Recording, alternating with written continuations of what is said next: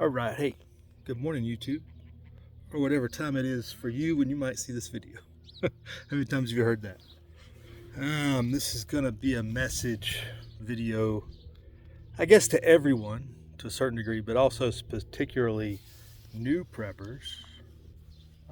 And this has been a long-standing sentiment.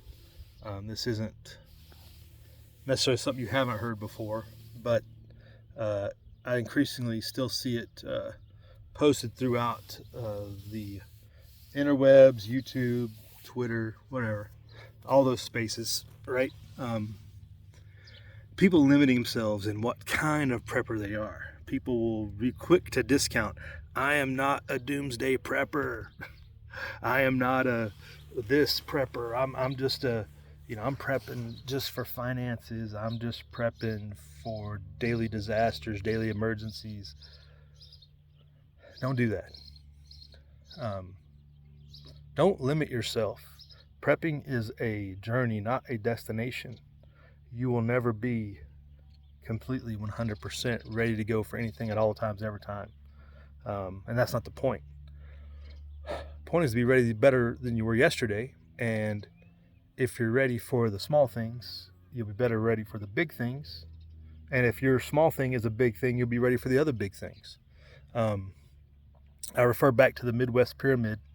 Back before the artist of Guns Coast to Coast was formerly known as Midwest Prepper, we had the discussion of the increased pyramid is the way he broke it down. And basically at the base of the pyramid is your preparations for small events, or what seem as smaller, but they more impactful, more likely to impact you, your daily stuff, like we just talked about.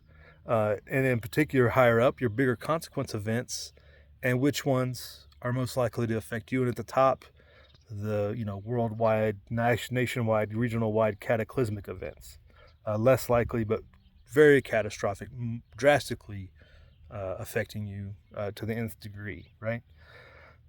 If I can find that video, I'll link it below. And it also links to Midwest's original video if he still has it up. He has a propensity to delete videos. But using your most likely events as a guide as what you're doing is advised, is preferred, is the best method. But stopping there and thinking you can't, either people limit themselves and thinking they can't, or they just don't want to. I don't know which it is. But you have to accept the circumstances that are in front of you. The recent tornadoes in Nebraska and Iowa, probably a bad example, because those are cataclysmic events that are common for them. So that if they're doing what they can to be prepared for those events, it puts them in a good place for lots of other things to be prepared for, right? But don't just think that narrowly. Think about all your potential catastrophes, if you will, your hazards, your dangers, what can impact you, as I've said here before, the only bug out scenario I have is the Chinese falling from the sky, nuclear fallout, and also the other one, the volcanic fallout, which is almost the same as nuclear, but it's just different effects as to reason to get out of here, right? But I still don't discount the fact that I may have to leave. So that is still on the table, as hard as that would be. When you think of it that way, I think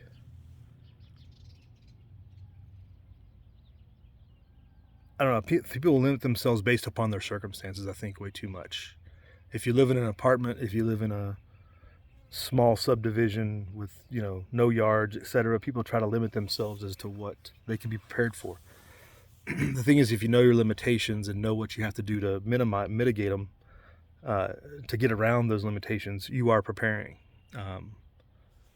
So just because you can't grow a farm or grow a lot, and maybe just grow a little, well, that doesn't mean you're not a doomsday prepper. It just means you know your limits. It means you know that you're going to have to do X, X, and X after that when a food system fails, food delivery, etc. or inflation, depending on what causes the food shortages, right?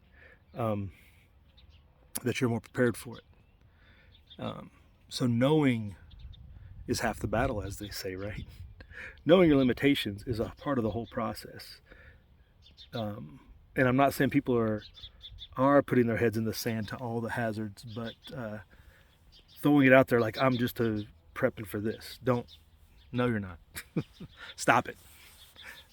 I think people, you're limiting your mindset, especially early on, if you're just starting. Like, yes, have early attainable goals, but understand it's a process after that, and knowing what you can do to improve your position day by day, week by week, year by year, even when you don't meet the goals, that the goals will eventually change as you go down through time.